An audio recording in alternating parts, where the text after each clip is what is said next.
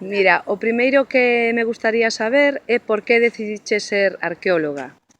Bueno, pois a decisión de facerme arqueóloga pois se remonta xa hai moitos anos. De feito, me dedico a isto fai 12 anos aproximadamente. Bueno, eu son de Pías, nunha parroquia de Ponteareas, e ali hai o castro de Troña, que supoño que xa coñeceredes todos e todas. E entón sempre tive moita curiosidade de saber como era o poblado da época, como vivían, que facían, como eran as construccións. Bueno, entonces a partir de aí, pois empezou un pouco a miña curiosidade pois da arqueoloxía e saber, pois eso, empezar a escavar e a investigar e, bueno, un pouco todo iso. Moi ben. Sabes que a maioría destas preguntas son preguntas que fixeron os alumnos de primeiro da ESO de Santiago Apóstol. Algúnas se repiten, por iso fixen unha pequena selección. De todas maneiras, todos estaban moi interesados en saber sobre o teu traballo, porque non é algo que coñezan demasiado, que teñan demasiados coñecementos sobre este tema. Unha pregunta que fixeron varios foi canto tempo os leva a desenterrar un resto? Bueno, depende do resto. Bueno, a ver, vos explico un pouco. Cando excavamos, por exemplo, nós principalmente pois estamos especializados na excavación, nos traballos pois na época castrexa. A época castrexa que se remonta á Idade de Ferro. Entón, pois normalmente pois empézase a facer pois sondaxes, catas, para empezar, o sea, se é un castro que non está excavado, que nunca foi excavado, pois entón comezas a facer unha serie de catas e de sondaxes pois para averiguar un pouco como funcionaba, como se estructuraba o poblado. A partir desas sondaxes que poden durar aproximadamente un mes, 2 meses, bueno, máis menos, pois a partir desas sondaxes, despois, neste caso é a Xunta quen patrocina os traballos, pois dependendo do interese que haxa nese xacemento, pois se levan a cabo pois nos anos seguintes pois máis excavacións.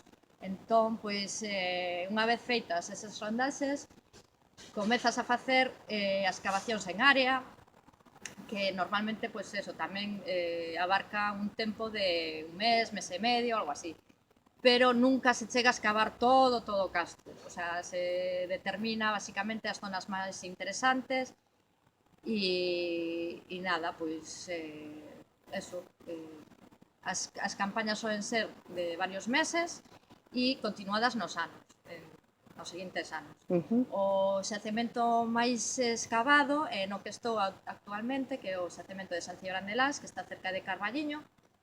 É un xacemento moi grande que ten máis de 5 hectáreas e que se determina aproximadamente pola cantidade de espacios que hai, pois que puderon habitar como unhas 5.000 persoas. O sea que é un castro xa moi grande. De feito, a toponimia que ten o lugar, bueno, os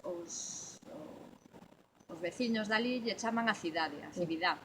Eso significa que era un poblado xa moi grande. Non sei se me fun un pouco da pregunta. Non, pero perfecto, perfecto, porque diso tamén vamos a falar.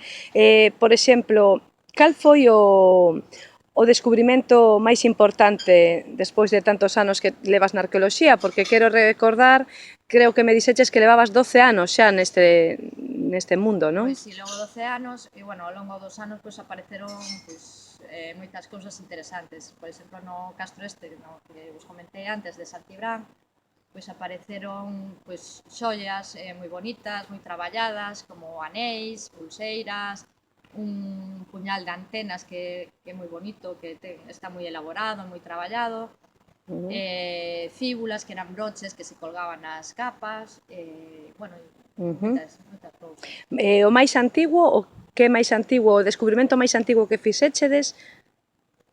Pois eso, como estamos especializados basicamente na cultura castrexa, eso, que se localiza na Idade de Ferro, pois podemos decir que eso, calquer material desa época xa é moi antigua porque abarca desde o século IX antes de Cristo hasta o século I, II, cando apareceron, cando viñeron xa os romanos, non?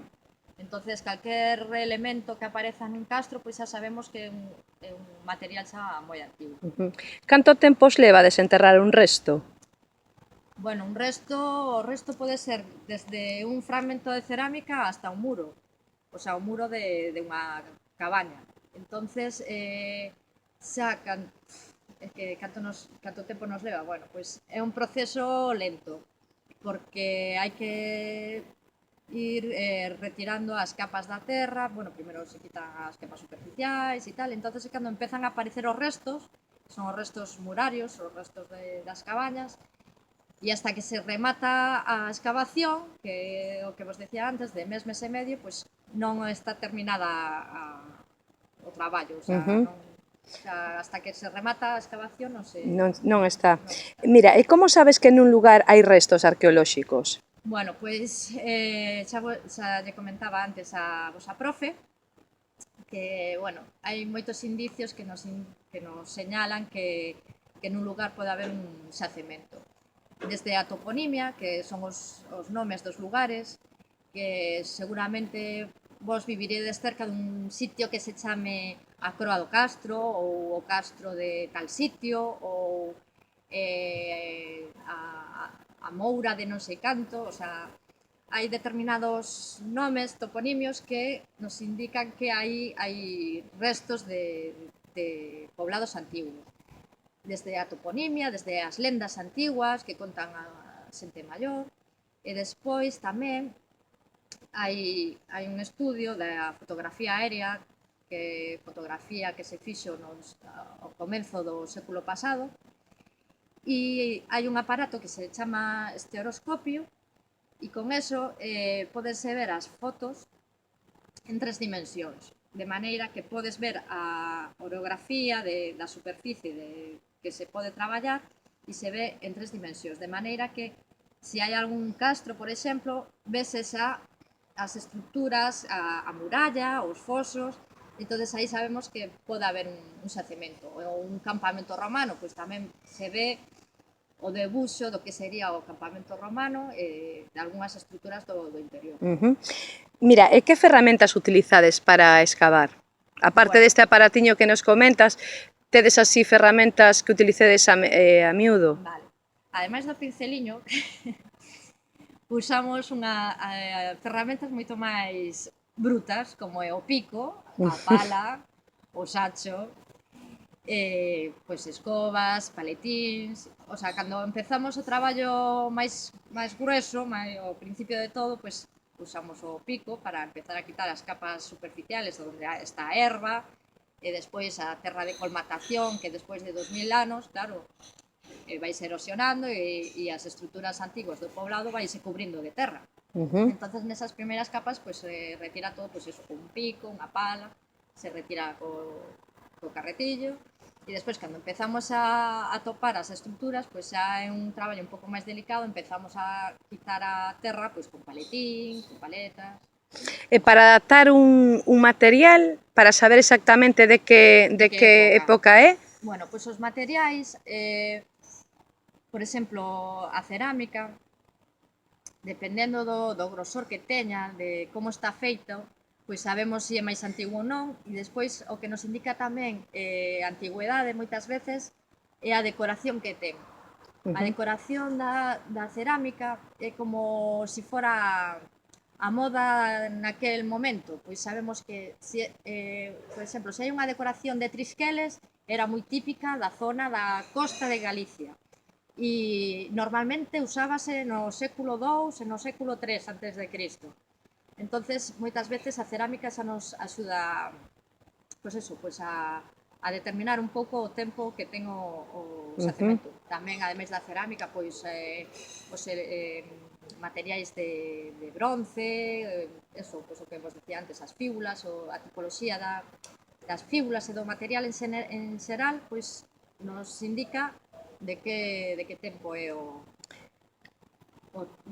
poblado. Ademais de todas estas cousas, fanse analíticas dos carbóns, que aparece xa nas últimas fases, o sea, sacando as fases cando estás chegando ao suelo onde pisaban os castrexos. A parte máis superficial, o que está máis enriba, quizá, a capa. A capa que está xa por encima da capa do suelo onde vivían eles. Sí. Por exemplo, os carbóns ou incluso as terras, pois eso levas a analizar e eso tamén nos axuda a saber de que época é o poblado, a través de eso, de analíticas de carbono 14, de outros tipos de... Comentaba un alumno se os materiais que utilizades son propiedade túa ou da empresa na que estás traballando. Claro, eu traballo para unha empresa e o material o pon todo a empresa, claro, para que traballe. Tamén me comentaban se recordas algún xacemento con gran cariño, se atopache despois algo máis interesante nun xacemento que noutro, por exemplo. Bueno, o xacemento que teña un especial cariño, ademais do Castro de Troña, por suposto, que aínda que non traballara en el físicamente, si que fixemos fallanos un estudio para que tiveran unha protección especial. Por exemplo, o Castro de Troña, o Castro de Santa Tecla, pois teñen unha protección especial que é de bien interés cultural, pois está como máis protegidos. Aínda que non traballei físicamente nel, pois fixen un documento para que tivera ese tipo de protección. E despois, outro lugar o cal lle teño un cariño especial é o Castro de Baroña, que é un castro que está localizado en un sitio espectacular, está nunha península rodeado de mar, e ten, pois eso, un foso impresionante que resguardaba o castro e unhas murallas tamén impresionantes que tamén protexían a zona de viviendas. Ese é o sitio máis, o máis cariño que teño. Por exemplo, poderías dar túa opinión sobre o teu traballo con respecto á dificultade? Consideras que é doado ou que realmente é un traballo bastante custoso? Bueno, pois, supoño que todos os traballos teñen o seu lado bo e o seu lado malo. O meu traballo, é un traballo que me gusta moito, un traballo... É complicado chegar a ser arqueólogo hoxe en día e é difícil porque si tens que estar traballando o sol cando fai 40 grados e tens que estar traballando cando chove e estás en alerta naranxa, como xa nos digo, xa me pasou. Pero é moi gratificante a vez. Entonces hai cousas que compensan as outras. Entonces, eu creo que estou satisfeita co que fago, aínda que teña moitas cousas malas, pero tamén teño moitas cousas. Como en primeiro da ESO estamos vendo o primeiro tema de historia, a prehistoria, estivemos vendo un pouco a evolución do home, os Homo habilis, Homo erectus, e falamos tamén un pouco da época dos dinosaurios. Iso dá pé a que a un alumno comente se en algún xacemento atopáchedes algunha pegada de un animal prehistórico. Pois non, aquí en Galicia non, a verdade que non. Non é moi... Xa. Pero hai restos moi antigos do Paleolítico, pero dinosaurios. Non. Por último, primeiro agradecerche que nos des este tempo para para solucionar todas as nosas dúbidas. Simplemente a última pregunta,